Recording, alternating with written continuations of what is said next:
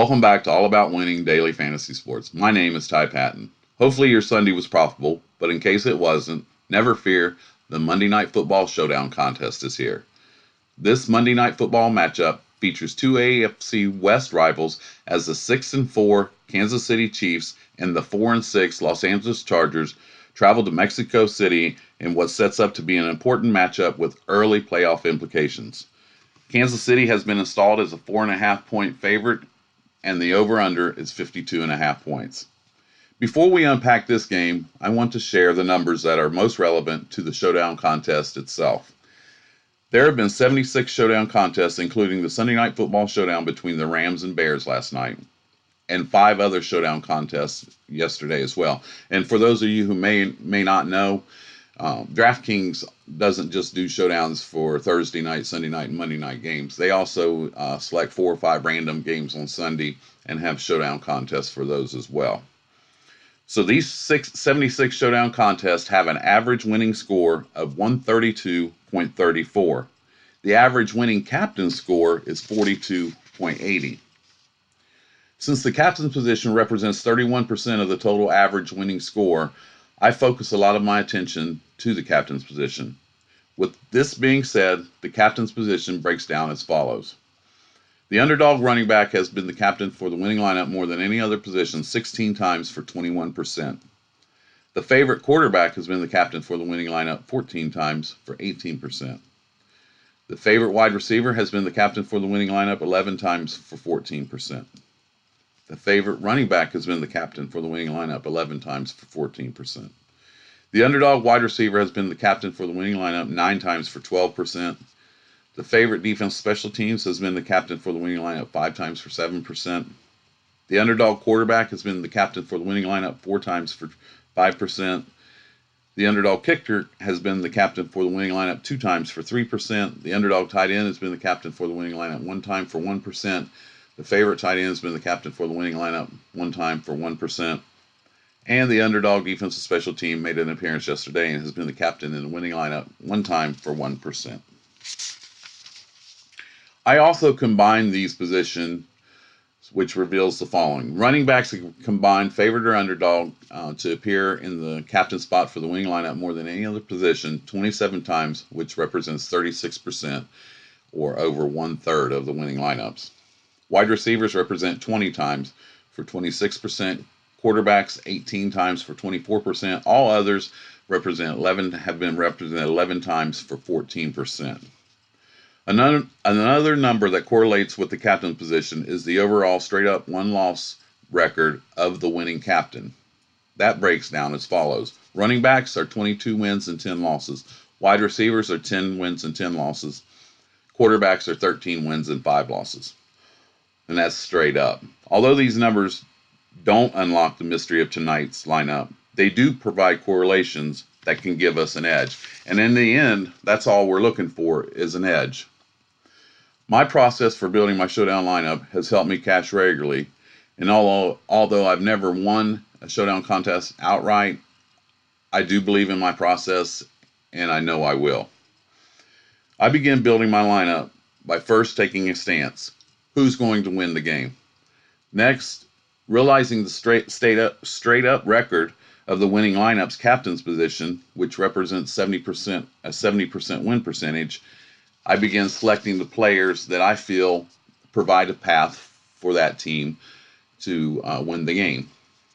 Then I narrow that down to a few players that I feel can be the highest scoring players that support that theory for a path to victory.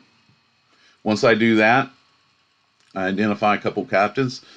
I start building my lineups around that captain and correlating other positions. Like if I have a quarterback in the captain spot, I always want to use at least 2 flex targets. If I have a wide receiver in the captain spot, I want to use a captain or a quarterback in the flex spot, because the only way that wide receiver is going to go off is if the quarterback throws him the ball. And I know he can run a reverse or 2 and perhaps get in the end zone that way, but that's not going to provide enough points for the captain's position. Remember, we're shooting to get to be the highest scoring player in this particular game. Tonight's game features Kansas City, a fairly high over/under. Kansas City has an implied team total of 28 points. The Chargers have an implied total of 24 points, so it's fairly high. The Chargers come into this game ranked number 6 DVP versus the quarterback positions, and the Chiefs have a DVP of 21 versus the quarterback position. But the weakness of these teams is actually against the running back position.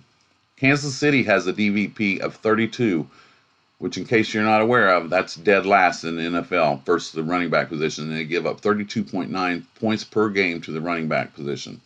And the Chargers have a DVP of 25 versus the running back position, and they allow 27.9 points per game to the running back.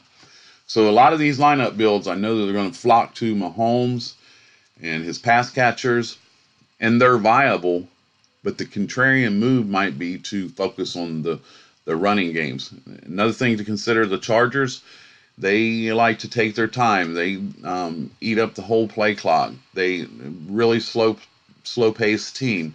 Kansas City wants to play a little bit more up-tempo, and they might be able to force that tempo if they get the lead.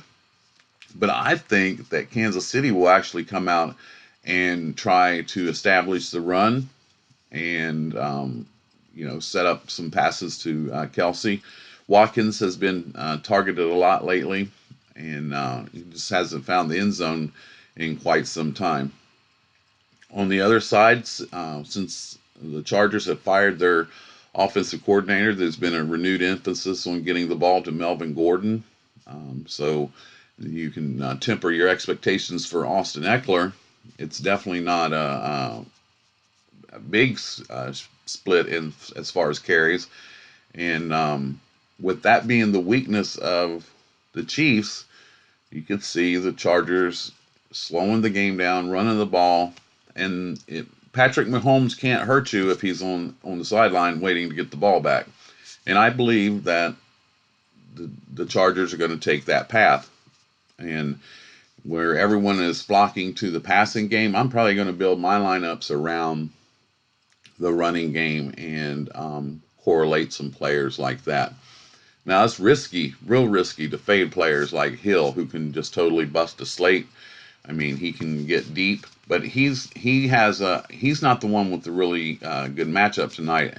Watkins actually has a decent matchup versus I believe it's Desmond King, and on the other side of the ball, Keenan Allen has a really good matchup versus Fenton. And Allen gets a lot of targets as well. But Watkins and Allen, I feel like, are probably going to be the recipients of the most targets tonight. And Kansas City lately has been getting beat up pretty good by the tight end position. They are actually number 24 versus the tight end. And the Chargers are ranked 3rd versus the tight end. So that edge goes to the Chargers as well. So the popular pieces obviously are going to be Hill, Kelsey, Mahomes. Those are the names that everybody knows. But I'm going to build a lineup for a large GPP tournament. When you do that and you got hundreds of thousands of people entries in these contests, you need to differentiate yourself. And if the game is lower scoring and my captain goes off and my theory is right, then I have a good chance of not only cashing, but also possibly winning the contest. As I mentioned, I do want to emphasize, I play a few different contests. I don't MME, not because I have anything against it, because if I could, I would. I'm just not in the position to do that. So I build a few different lineups, enter some different contests, few single entries, a couple of the large GPP. I feel like I got just as good a chance as anyone else in these contests. I don't care how many lineups you're building. It's all about your process and getting it right. And sometimes there is some luck involved with this. But you have to take a stance, go with your game theory. I truthfully usually have a good feeling as far as who I think is going to win the game. I don't really have a strong feeling either way of who's going to win this game. I feel like these teams are a lot more evenly matched than people think. And I mean, obviously, Kansas City's offense is really explosive. But if the Chargers can impose their will with the running game and slow it down and take away opportunities for the Chiefs in the passing game, the game could go. If it's lower scoring, I feel like it favors the Chargers. The more scoring, or the more that it gets up around the game total, I think that edge goes to the Chiefs. So actually, I've built a couple lineups. One that I feel like favors the Chargers, and then one that I feel that favors the Chiefs a little bit. So without further ado, this is the lineup that I've been working on. This is the one that with the Chargers slowing the pace of the game and getting the running game going with Melvin Gordon. I have Gordon in the flex spot. Remember, running backs make up the biggest portion of the winning lineups captains, over 1/3, 36%. And underdog running backs lead the way of all positions. So I feel like I have a good edge there knowing that information. So I have Melvin Gordon there, and I want to build around this. So next up, I'm going to put another piece of the Chargers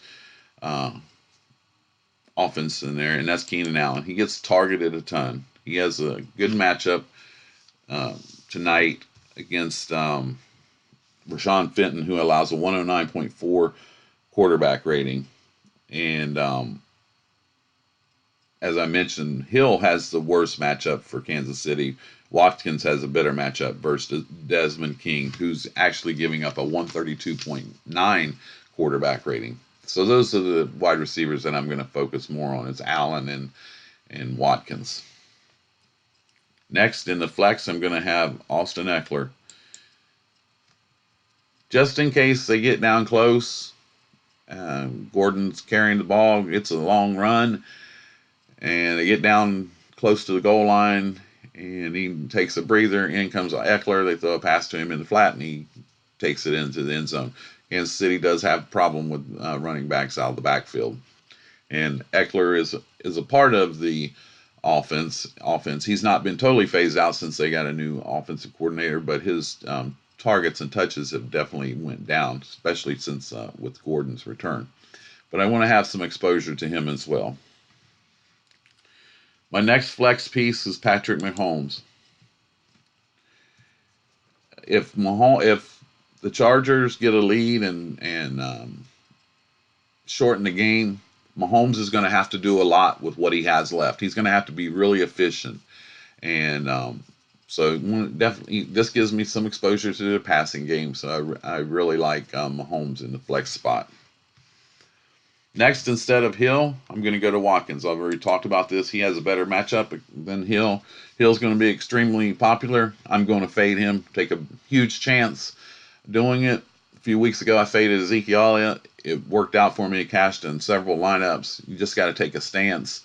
And so I'm going with Watkins. He's been getting targeted a ton. It just hasn't had the touchdowns. So I feel like there's going to be a positive touchdown regression for Watkins.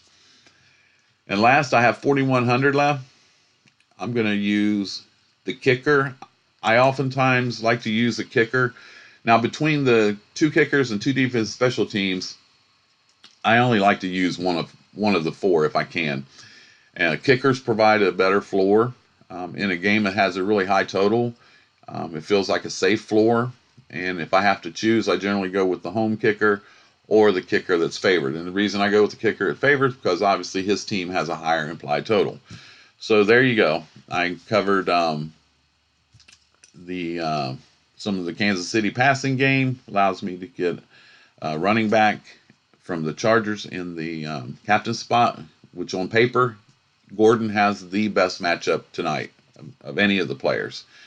And to get to value is not that difficult to perceive. The only problem with this is there's only $100 left on the table, and a lot of times the lineups that do the best are the ones that are more contrarian. And one indicator of whether or not it's a contrarian is how much money is left on the table. And the site I utilize actually breaks down showdowns in particular. And one thing that I noticed was that the winning lineups this year have left an average of just over $1,000 on the table. So this isn't that contrarian because it's got some big pieces of the of both teams in it. But I like this lineup. I'm going to be entering it in a large GPP. So if you take it, screenshot it, use it on yours, and you see this Cowboys fan 215 up there, and we win, we're going to be splitting. But I'd rather split than win nothing at all. So there you go. Now another lineup that I worked on, and I normally don't do this, but like I said, I'm not really sure who I think is going to win this. I know a lot of people are like, oh, it's the Chiefs, the passing game, blah blah blah. I just don't think it's that easy, and I think it's going to be closer. It's only a 4.5-point spread. Just a lot of factors. This is and another thing, with everyone flocking to the Chiefs passing game, this lineup actually could be pretty contrarian. So I'm going to use, in my flex, I'm going to use the Chiefs running back, Damian Williams. This questionable tag, ignore that. He missed practice Friday due to a family matter. They weren't sure if he's going to make it back to Mexico City on time. He made it. He's there. He's going to be playing. And he's been getting a large share of the backfield carries. They've been limiting McCoy. Last week he was inactive for maintenance reasons. Reed said McCoy's obviously older, so he's got to make sure he gets his breaks for down the stretch. So I feel like this build will be very contrarian, and I will be entering this lineup as well. In the flex, instead of Mahomes, I'm going to have Rivers.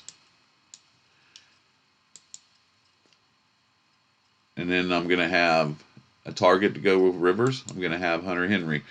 With the Chiefs giving up a lot to the tight end position, this is a really good matchup for the Chargers in the middle of the field with Henry. Henry's been pretty much matchup proof as well. He's averaging 16 fantasy points per game since he's been back.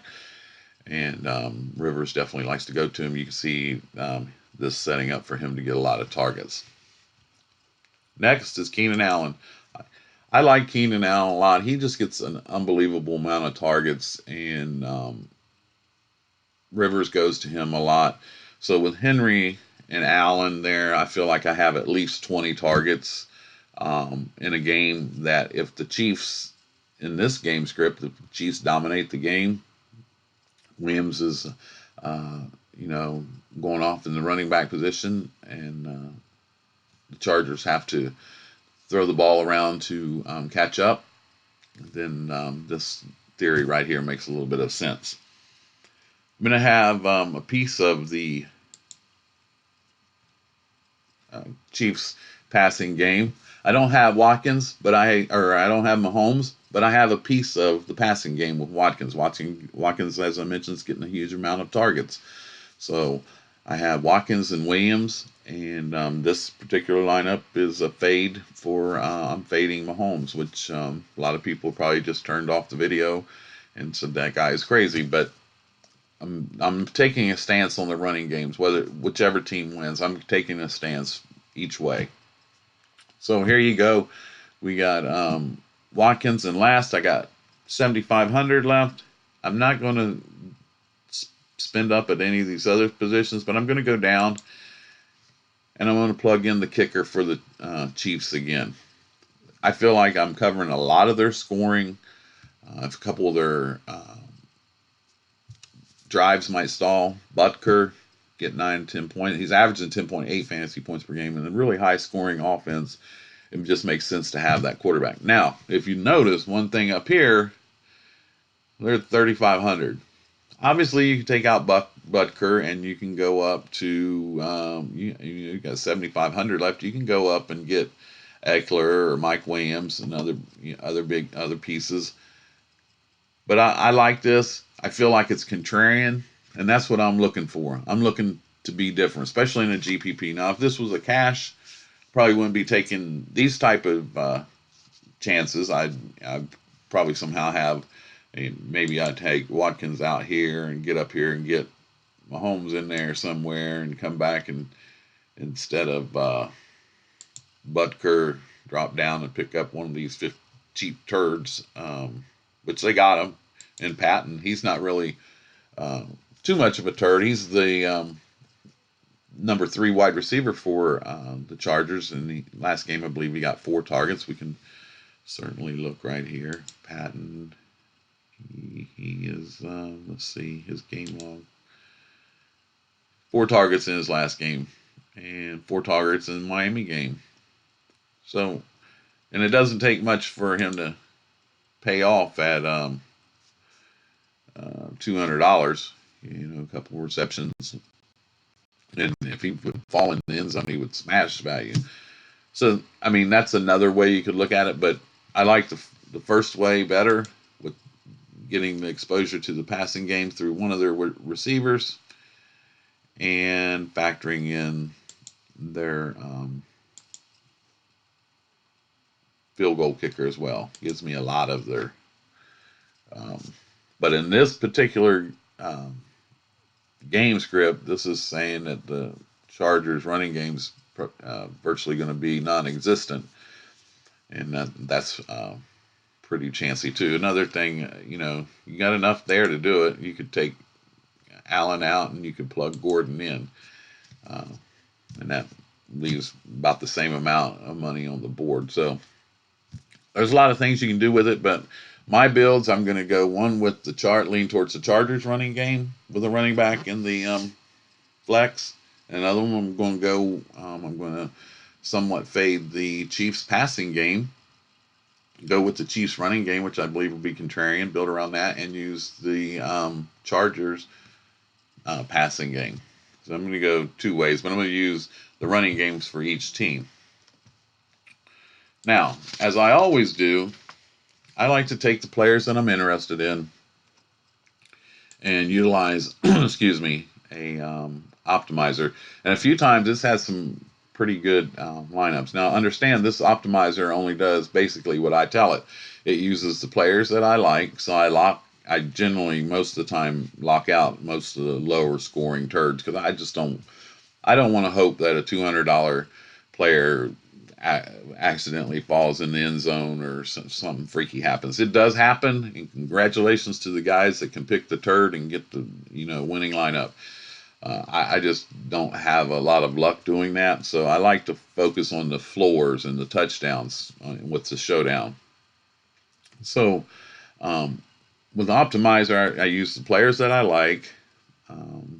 I set up a few captains that I'm interested in. I don't let every position be available to the captain's position. I set it, as I mentioned, to 150 lineups. I set the maximum exposures to, like in this game in particular, for Gordon, I had him set at 60%. I had Damian Williams set at 60%, kind of along the lines of my game theory that I was talking about earlier. I set up very few rules. As I mentioned, if I have a quarterback in the captain, I want at least 2 targets. If I have a wide receiver in the captain, I want at least his quarterback in the flex. Those are just some of the basic rules that I set up, and then I just let it go. And I always share with you guys the very first lineup that's generated. Last night, first one, I didn't really check and see if that one would have. I think I used it in a 20 lineup quarter tournament yesterday. I didn't really see where it plays. It was pretty ugly the way, because it went against exactly what it had Trubisky in the captain spot, just to cut to the chase. So this was a lineup that was generated by the optimizer. It had in the captain spot Watkins. Not really an edge as far as straight up win losses for the wide receivers. Wide receivers in the captain spots are 10 wins, 10 losses, so there's not an edge as far as whether or not you think this team will win the game or not, unlike the running backs. But this wide receivers appear in the winning captain spot, second most to running backs. So and 29%, so almost a third. So it's a pretty good pick with the amount of targets he gets. His matchup is better, and he should be a lot of people try to get Hill into that captain spot, and Hill does have the capability to smash. And but I'm willing to take that chance and not put Hill in that spot. Next, it had Tyreek Hill in a flex position. It had Travis Kelce in a flex position. It had Patrick Mahomes. It had Phillip Rivers. And that left 600, which means you're going to have a turd. And this one was Darwin Thompson, which he's not totally useless. His game log, I mean, he's not a game changer by any means. Last week he had 1.7 points. He's his high, yeah, that was his highest, was 1.7 points. So there you go, your $200 turd. That left $400 on the table. This is obviously a Kansas City onslaught passing game, going to just throw it all over the place, blow you out, and Rivers is going to spread the ball around to a bunch of different receivers, making them not viable for the captain spot. He's going to have to throw it around because all these players are going to go off because Mahomes is throwing them to him. It's probably a pretty chalky build, and you got exposure to all the big pieces of Kansas City. So there you go. I don't really like that one at all, but I always share the first one with you, and you can do what you want with that. So summing up this video, the main thing with the showdown is take a stance. Go with a theory. My theory tonight is I don't really have an opinion as to who is going to win this game. And Kansas City's the favorite, so I do believe in the Vegas lines and totals. They're not in the business of giving away money, so they feel that the Chiefs are the better team in a neutral site, 4.5 points, and set at a fairly high 52.5 point total because the Chiefs are very explosive and can put up a lot of points. There was a similar game last year, the Rams and Chiefs, and they went to I believe it was Mexico City, and both teams were in the 40s. So and the Rams, had a better defense, but that clearly didn't matter in that game. But once you have that theory, what are the players needed to get that theory in motion? Who out of those players has the potential to be the highest scoring that supports that theory, and then build around it. And that's what I do. And I really believe in that process. Like I said, I've cashed in several and been up high up in positions a few times. Never took down one solely by myself, but I've had my share of good fortune doing this. I did also want to mention that Draftkings has another contest that actually runs during the game. It's called Flash Draft. And what it is, it's like $1, $5, $10, $50, $100 that you can bet. And what it is you'll get to pick 5 players, but they give you 3 players at a time. You have 15 seconds to pick one. Now, some of those players have multipliers on them, so you got to watch. And you might pick Kelce in the first round, and in the third round, because you get 5 rounds, the third round Kelce might pop up again with a multiplier of 2.5. So now if you take him, now you got Kelce at 3.5 because you already picked him. But anyhow, you get the 5 players, and compete against however many people are in that particular lineup. If you go to the lobby and you see the flash draft with the lightning bolt, that's it. Just make sure you're sitting there waiting for the draft, because it comes and goes, and they'll refund your money, but you miss out on that contest. And they do it for the second, third, and fourth quarters. So the first quarter, you're going to be picking for the second quarter.